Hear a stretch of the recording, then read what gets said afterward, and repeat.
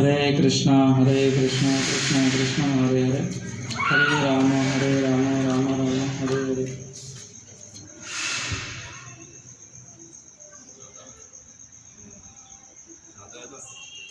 हरे कृष्णा हरे कृष्णा हरे कृष्णा। भगवद्गीता अध्याय 4 आणि श्लोक संख्या 39, 4.39।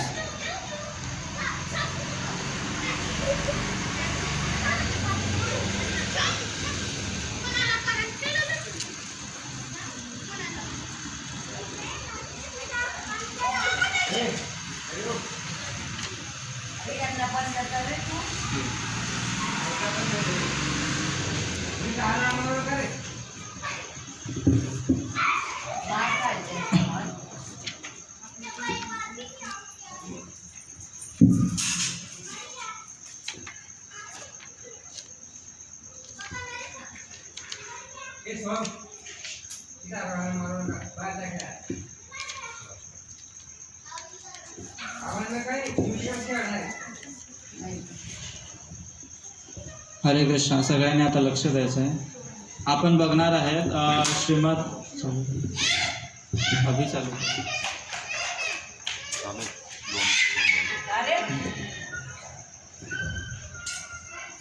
आपण बघणार आहे श्रीमद भगवद्गीता जशी आहे तशी, श्लोक संख्या 39। शब्दार्थ आहे श्रद्धावान, माझ्या पाठीमागे म्हणायचं आहे,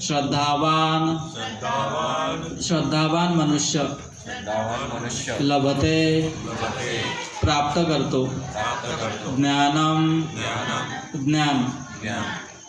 तत्परः, यामध्ये जो अत्यंत आसक्त आहे, संयमित इंद्रिय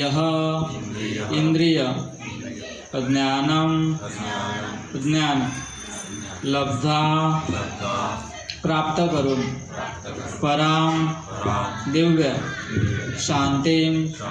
शांती अचिरेण लवकरच अधिगच्छति प्राप्त होतो।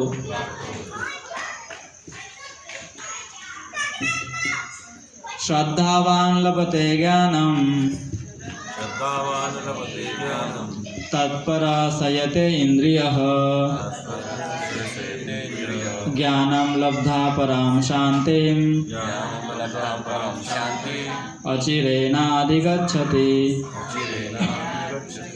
श्रद्धावान लभते ज्ञानम तत्परः संयते इंद्रियः ज्ञानम लब्ध्वा पराम शांतिम अचिरेणाधिगच्छति। श्रद्धावान लभते ज्ञानम तत्पर संयते इंद्रियः ज्ञानं लब्ध्वा परां शान्तिं ज्ञानं लब्ध्वा परां शान्तिम् अचिरेणाधिगच्छति. अचिरेणाधिगच्छति. तर बोलू शकता तुम्ही पण.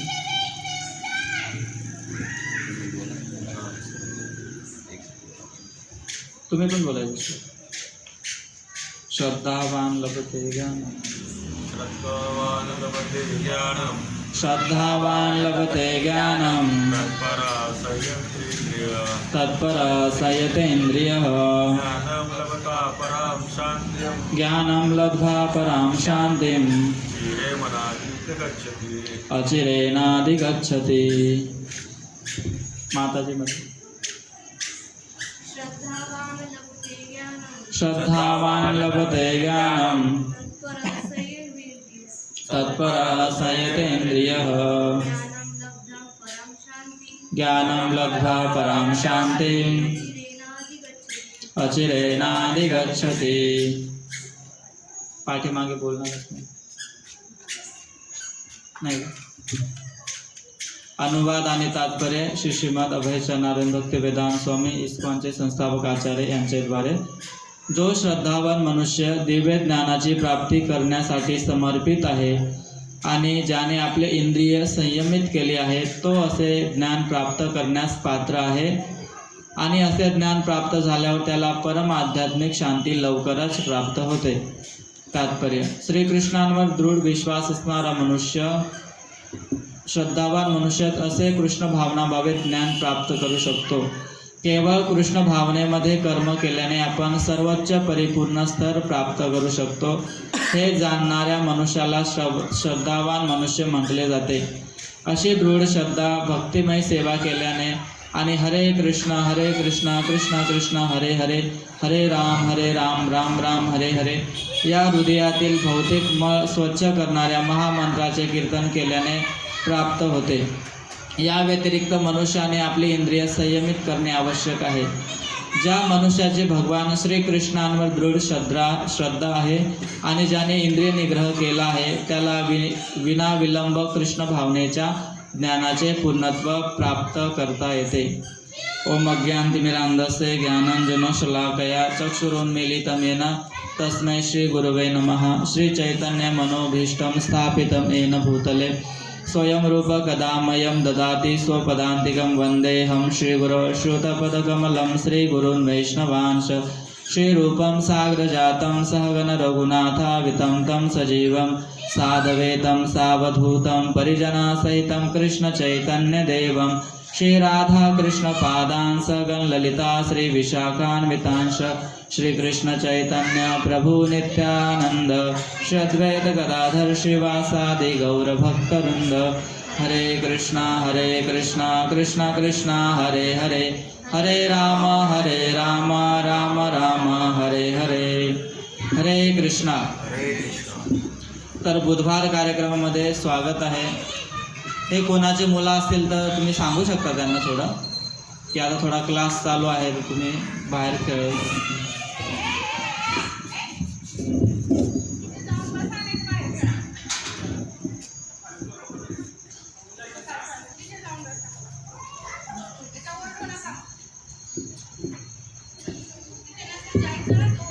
श्लोक आहे श्रद्धावान लभते ज्ञानम तत्पर संयतेन्द्रिय ज्ञानम लब्ध्वा पराम शांतिम अचिरेणाधि गच्छति.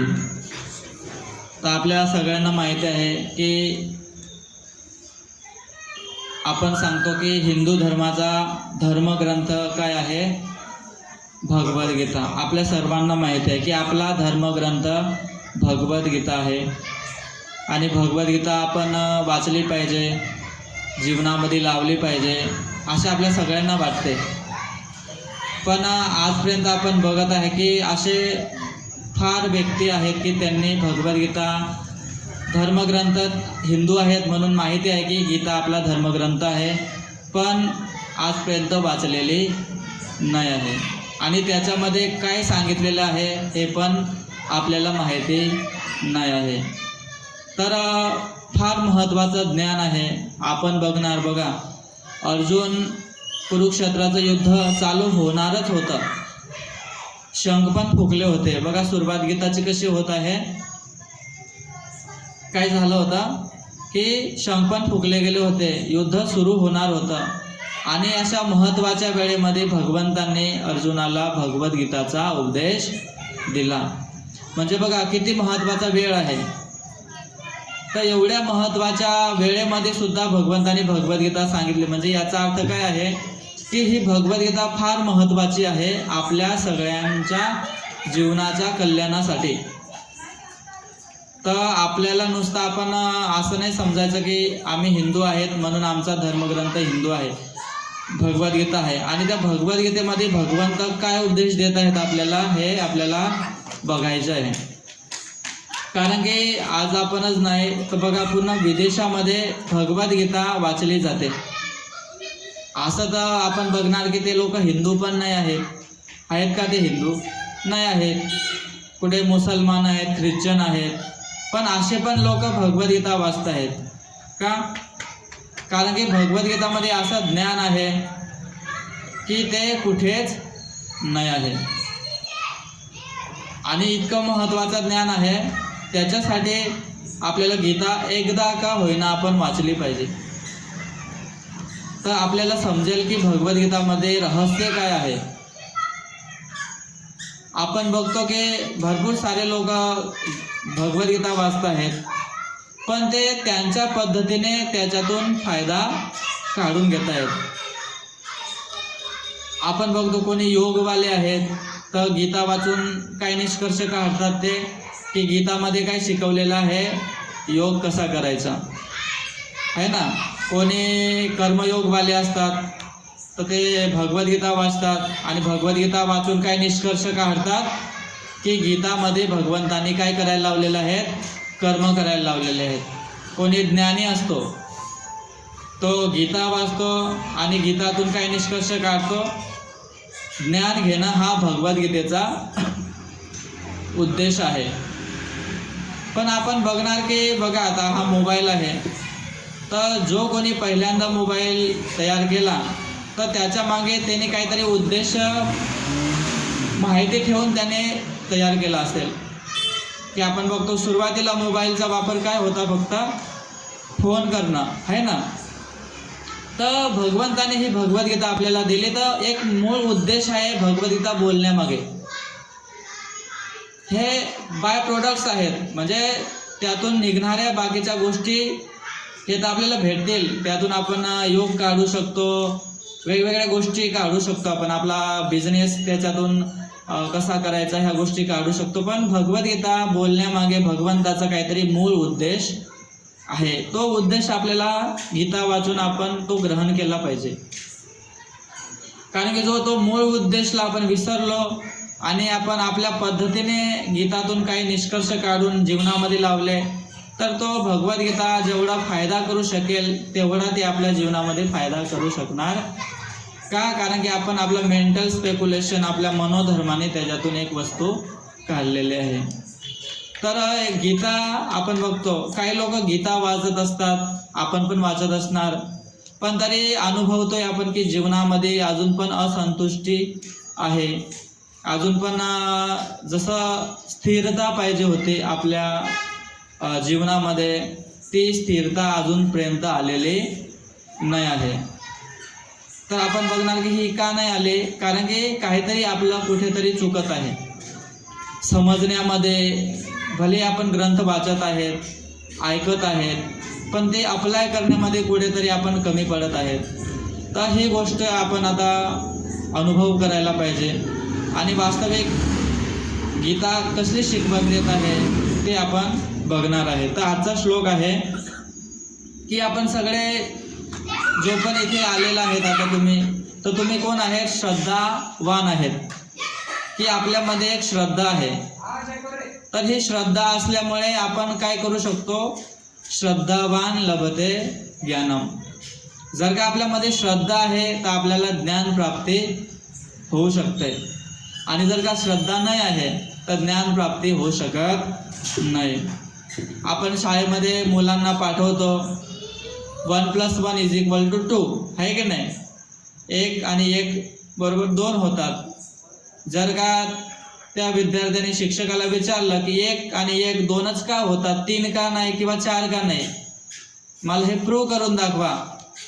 आणि जर का असा त्यांनी सांगितलं तर आणि संशय केला त्यांनी, तर त्याला ज्ञान प्राप्त होऊ शकणार का? कारण की आपण 1 + 1 = 2 काय करतो? श्रद्धा आहे, आपली विश्वास आहे. आणि म्हणून आपण पुढे नॉलेज घेत जातो.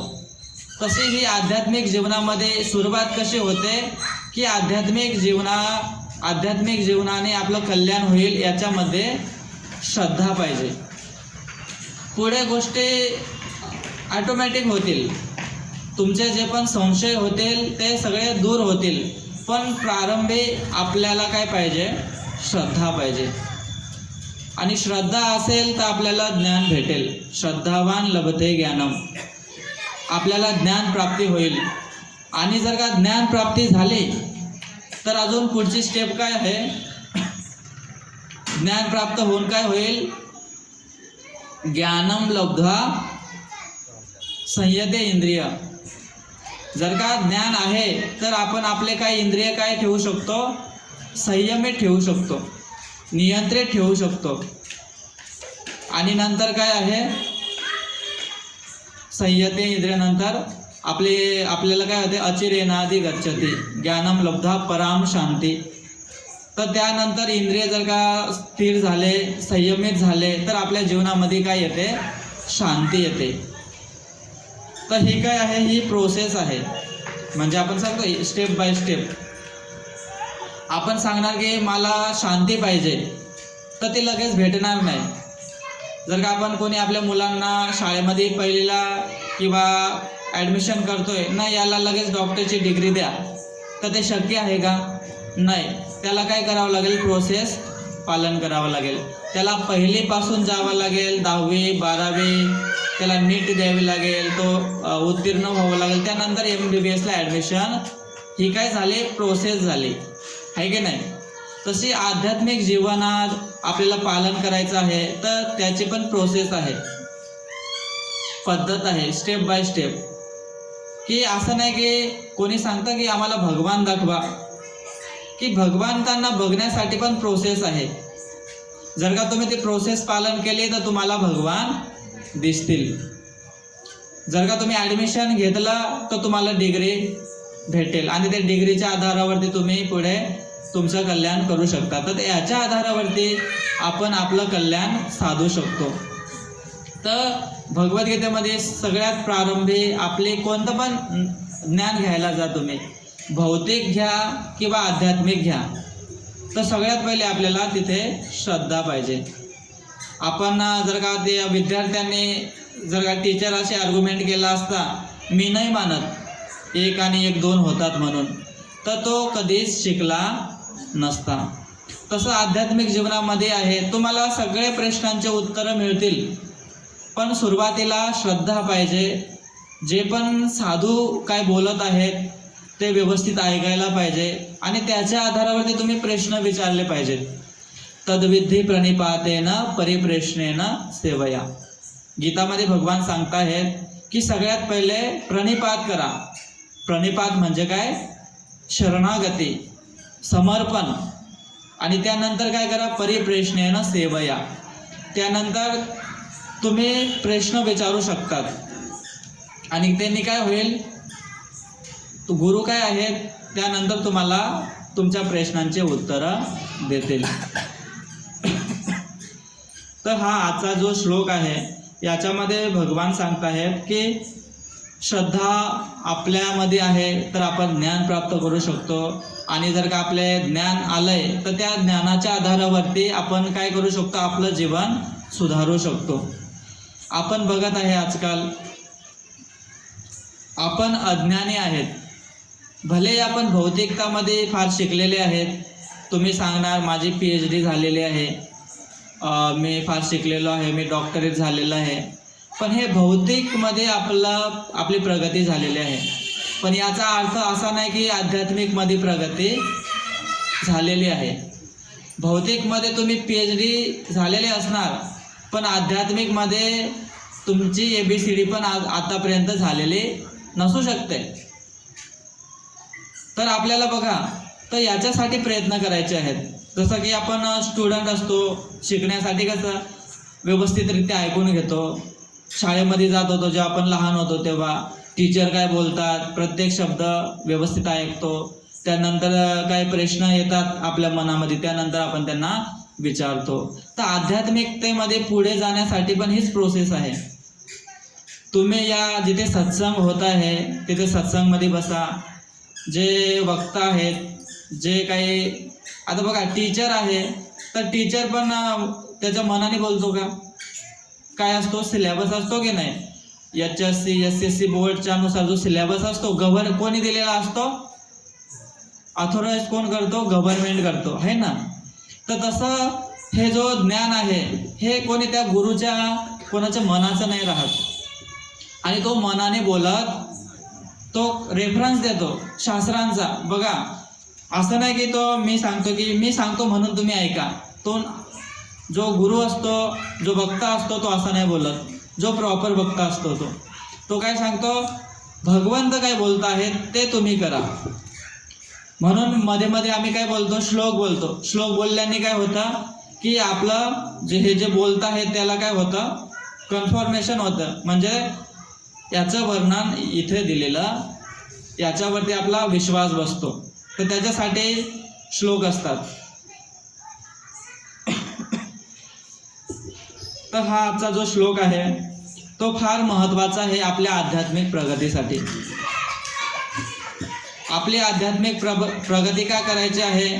भौतिक प्रगती. आता इथे आम्ही तुम्हाला हे विषय नाही बोलणार की तुम्ही भौतिकतेमध्ये कसे पुढे जाल. त्याच्यामध्ये फार लोक प्रवचन करतात. पूर्ण सोशल मीडिया आहे, पूर्ण समाज आहे, आपल्याला भौतिक उन्नती कशी करायची याच्यासाठी प्रेरणा देत आहेत. पण आध्यात्मिकतेचा अभाव आहे. आजकाल काय होत आहे, आध्यात्मिकतेच्या नावावरती पण आध्यात्मिक लोक काय करतात, भौतिकताचा प्रचार करतात. की कसं आम्ही भौतिक पद्धतीने सुखी होऊन जाणार, कसे गाडे बंगले घेणार आणि कसे पैसे येणार, याच्यासाठी आध्यात्मिकतेच्या नावावरती पण ह्या गोष्टी काही चालत असतात आता समाजामध्ये.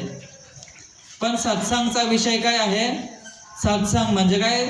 सत विषयाचा सत्संग असतो. सत विषयावरती चर्चा होते, असत वरती नाही.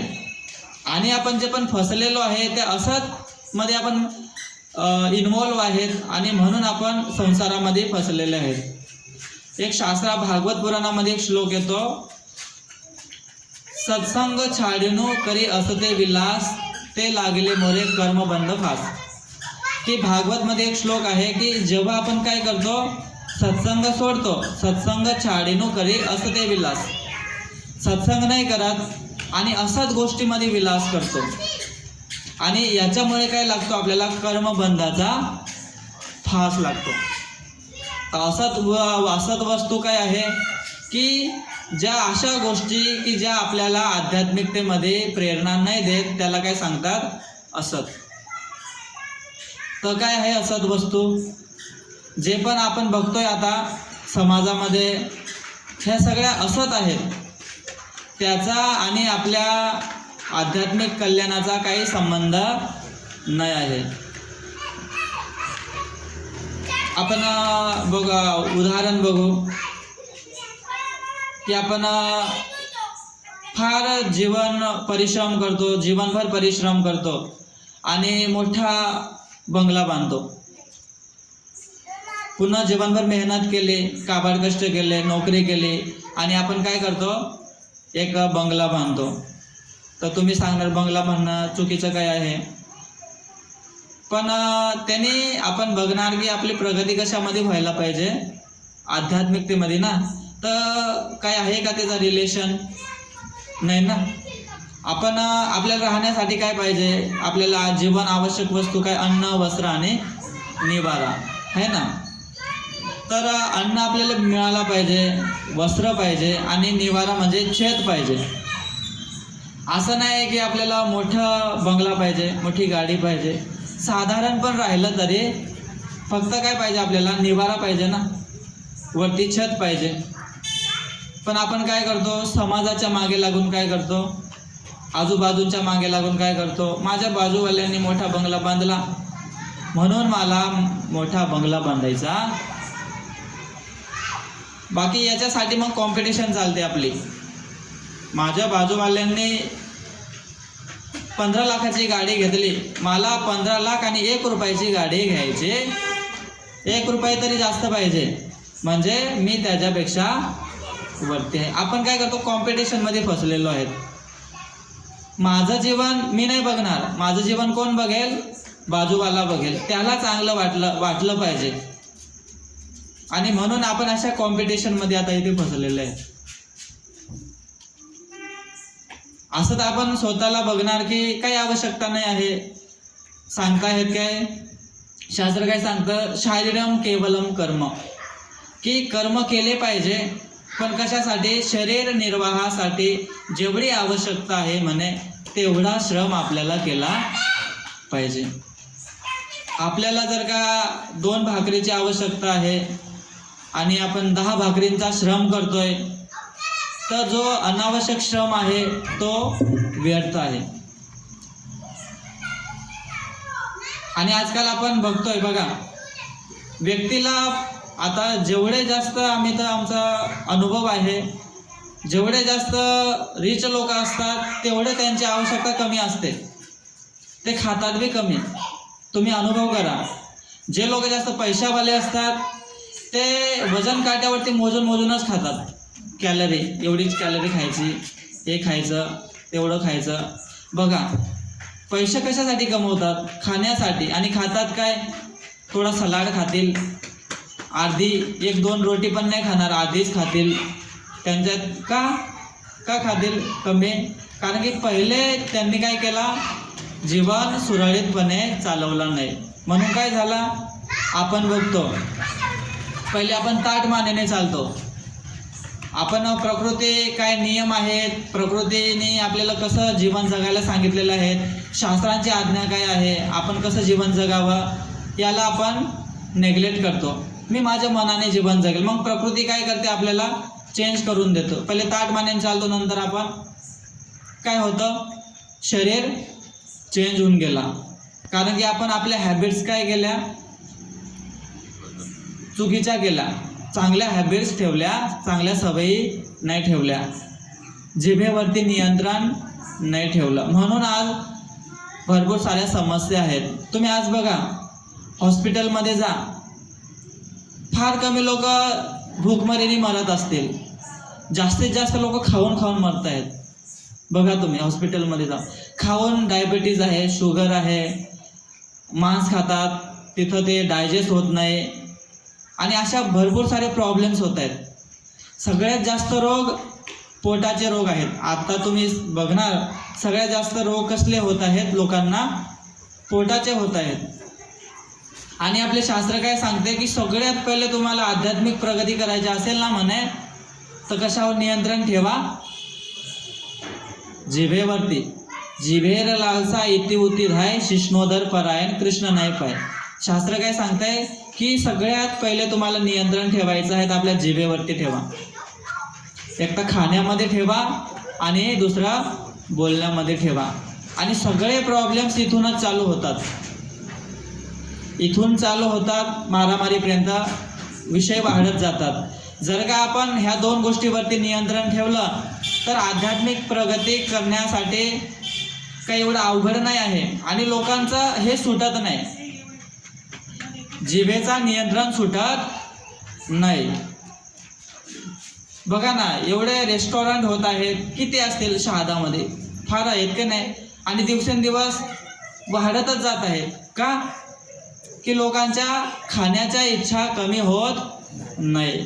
तुम्ही अजून व्हरायटी त्यामध्ये अजून एखादी ॲड केली, जसं की रिसर्च सेंटरमध्ये रिसर्च चालतो, तसं वेगवेगळे रिसर्च करून काय येतात, नवीन व्हरायटी बनवतात. मग काय करतो आपण, पूर्ण मेनू कार्ड चेक करून बघतो की कोणतं बाकी आहे, आणि ते आपण कोणती शहादाची कोणते हॉटेल बाकी आहे की ती ते गेलो नाही. का, आपला जिभेवरती नियंत्रण नाही आहे. आणि ते आपल्या भविष्याच्या उद्देशाने तिथे स्वयंपाक करतात का, की नाही कोणीतरी येणार आहे त्यांच्या कल्याणासाठी आपण कुकिंग करू नये. त्यांच्या स्वयंपाक करण्याचा उद्देश काय आहे, कसे पैसे येतील. आणि आपले शास्त्र काय सांगताहेत की जो स्वयंपाक बनवतो तो ज्या चेतनेमध्ये बनवतो ती चेतना खाणाऱ्याच्या माइंडमध्ये जाते आणि ती चेतना आपल्याला प्रभावित करते. कारण की त्याचा उद्देश काय आहे, पैसे. आणि जेव्हा आपण खाणार तेव्हा आपल्यामध्ये पण इच्छा काय उत्पन्न होईल, पैशांच्या इच्छा उत्पन्न होईल. म्हणून आपले शास्त्र सांगताहेत, गीतामध्ये श्लोक आहे, भगवान सांगताहेत, यज्ञशिष्टाशिना संतो मुच्यन्ते सर्व किल्विषे भुंजते ते भगम पापा ए पचन्त्या आत्मा कारणात. की तुम्ही काय करा, अर्पण करून मगच खा. आणि अर्पण कसं करणार, भगवान काय सांगताहेत की पत्रम पुष्पम फलम तोयम यो मे भक्त्या प्रयच्छते. की तुम्ही अर्पण करा. म्हणजे अर्पण कोणाला करायचं आहे, या मूर्तीला अर्पण करायचं आहे का, नाही, या मूर्तीला अर्पण करायचं आहे की नाही. ही मूर्ती काय आहे, असत अचित आणि निरानंद. भगवानची मूर्ती काय आहे, सत चित आनंद. आणि आपल्याला पण काय पाहिजे जीवनामध्ये, आनंद पाहिजे की नाही. तर जेव्हा आपल्या ॲक्टिव्हिटीज जेव्हा भगवंताशी समर्पित होतील तेव्हा आपण काय होतो, आनंदित होतो. तर म्हणून शास्त्र सांगताहेत की सगळ्यात पहिले तुम्ही जे पण बनवता ते कोणाला, भगवंतांना अर्पण करा, नैवेद्य दाखवा. आणि नैवेद्य पण अशा गोष्टीचा दाखवला जातो की त्याच्यामध्ये कोणती तामसिक गोष्ट नाही राहत. आपल्या सगळ्यांना माहीत आहे की त्यामध्ये आपण गीतामध्ये काही आहे का, चिकनम अंडनम असं काही श्लोक आहे का, नाही. पत्रम पुष्पम फलम तोयम आहे की नाही, असं काही दिलं नाही ना. बघा, जर का आपण सांगतो मी कोणाचा अंश आहे, देवाचा अंश आहे. गीतामध्ये पण भगवान सांगतात, ममे वांश जीव लोके जीवभूत सनातना. की सगळे पण कोणाचे अंश आहेत, माझे अंश आहेत, भगवान बोलत आहेत. आणि भगवान ह्या गोष्टी खात नाही आणि अंशी खातो, असं होईल का. जर का पिता खात नाही तर पुत्राला पण ते आवडायला पाहिजे का, नाही आवडायला पाहिजे. पण आपल्याला काय ते आवडतं. म्हणून आपली स्थिती असत आहे, आपण सतमध्ये जगत नाही. आणि भगवंत आपल्याला असतमधून काढायला येतात आणि सतमध्ये स्थापित करतात. तर याच्यासाठी गीतामध्ये नुसती गीता असं नाही. आपण काय करतो, सकाळी उठले की थोडं अगरबत्ती करून देतो आणि त्याच्या मागे बी उद्देश भगवंताची. आपण कशासाठी अगरबत्ती करतो, भीती आहे आपल्या मनामध्ये की अगरबत्ती केली नाही तर दिवस वाईट. वास्तविक भगवंताशी आपला प्रेम उत्पन्न झालेला नाही आहे. आपण भक्ती करतोय पण घाबरून करतोय की केली नाही तर काही जीवनामध्ये प्रॉब्लेम येईल. जर का केली नाही तर प्रॉब्लेम येऊ शकतो. आणि म्हणून आपण घाबरत सकाळी 10 मिनिटं अगरबत्ती ओवाळून घेतो, थोडं काही अनुष्ठान करून घेतो, थोडं एखादा गीतेचं पान वाचून घेतो. पण याच्यासाठी भगवंतांनी गीता नाही सांगितली. भक्तीचा अर्थ काय आहे, भक्तीला दुसरा शब्द प्रेम पण आहे. तर प्रेम स्वाभाविक असतो की बळजबरी होते, त्याच्यामध्ये स्वाभाविक असतो की नाही. आता एक आईचा मुलावरती प्रेम आहे, मुलाचा आईवरती प्रेम आहे, तर हे प्रेम काय आहे, स्वाभाविक आहे. असं काही आईला विचार नाही करावा लागत, हा माझा मुलगा आहे, मी याला जन्म दिलेला आहे म्हणून मला याच्यावर प्रेम केलं पाहिजे, म्हणून ती असं वाचत नाही बसत, पाठ नाही करत बसत. ते काय आहे, स्वभाव आहे. एका आईला आपल्या मुलावरती स्वाभाविक प्रेम असतो. तर तसा आपण भगवंताचे अंश आहेत. भगवंत काय सांगताहेत ईश्वर सर्वभूतानां हृदयेषु अर्जुन तिष्ठति. भगवान सांगतायत की मी सगळ्यांच्या हृदयामध्ये उपस्थित आहे. का उपस्थित आहे? सुहृदम सर्व भूतानां. भगवान का आपल्या हृदयामध्ये उपस्थित आहेत? का? कारण की भगवान सांगतात मी सगळ्यांचा कोण आहे? शुभचिंतक आहे, मित्र आहे. आणि मित्र कोण राहील? आपण ज्याच्याशी प्रेम करतो असाच व्यक्ती आपला मित्र होऊ शकेल की नाही? तर भगवंत आपल्यावरती प्रेम करत आहेत आणि म्हणून ते आपल्या आत्म्यासोबत उपस्थित असतात आपल्या हृदयामध्ये आणि आपल्याला शिकवत आहेत, आपल्याला मार्ग दाखवतात. आपण जेव्हा पण वाईट गोष्टी करतो, वाईट गोष्टी करण्यासाठी प्रेरणा मिळते आपल्याला, तेव्हा परमात्मा काय करतो? आपल्याला त्याला नकार देतो. नाही ही गोष्ट चुकीची आहे, तू नाही केली पाहिजे. पण काय करतो आपण? परमात्माची आवाज नाही ऐकत. आपण कोणाची आवाज ऐकतो? मनाचा आवाज ऐकतो. मन काय सांगतो? नाही तू हे केलंच पाहिजे. आणि भगवान सांगता नाही याच्यामध्ये तुझं कल्याण नाही आहे, म्हणून तुम्ही हे नाही केलं पाहिजे. पण आपण परमात्माच्या आवाजला गळावरती जसं दाबतो तसं त्यांचं तोंड दाबून देतो आणि मनाची इच्छा पुरी करतो. आणि आजकाल आपण बघतो की सगळे लोक आपण विचलित आहेत. विचलित कशामुळे होतोय आपण? मनामुळे. भगवद्गीतेमध्ये भगवान सांगताहेत, भागवत पुराणामध्ये पण उल्लेख आहे की सगळे लोक मनामुळे परेशान आहेत, विचलित होतात. मन ही मनुष्यानां कारण बंधन मोक्षयो. की त्यामध्ये आहे की मनच हा एका मनुष्याचा मुक्तीचा पण कारण बनू शकतो किंवा बंधनचा पण कारण बनू शकतो. तर मुक्तीचा कारण केव्हा बनतो? महत् सेवा द्वारम आवरी मुक्ती. की जेव्हा असा मन जेव्हा साधू संतांची सेवा करतो, भगवंताची सेवा करतो, सत्संगमध्ये जातो, तेव्हा असा मन काय होतो? आपल्या मुक्तीचा कारण बनतो. आणि एक दुसरा प्रकारचा आहे तमोद्वारम योषिताम संगी संगम. की दुसरा काय आहे की तमोद्वार म्हणजे नरकचा द्वार. नरकचा द्वार काय आहे? योषिताम संगी संगम. योषिताम संगी संगम म्हणजे काय? योषित म्हणजे काय? योषित म्हणजे स्त्री. योषित संगी म्हणजे जो स्त्रीचा संग करतो, अशा पुरुषाचा संग करणं किंवा अशी स्त्री की पुरुषाचा संग करते अशा स्त्रीचा संग करणं. कोणता द्वार आहे तो? तमोद्वार योषिताम संगी संगम. म्हणून काय सांगतो शास्त्र की अशा लोकांचा संग करू नका. जे असे व्यक्ती का आजकाल बघा टीव्ही मोबाईलमध्ये काय येत आहे? सगळं हेच येतं की नाही? आपल्याला आणि आजचा हा समाज आहे याच्यामध्ये आपल्याला काय करायला प्रेरणा मिळते? भक्ती करायला प्रेरणा भेटते का? नाही भेटत.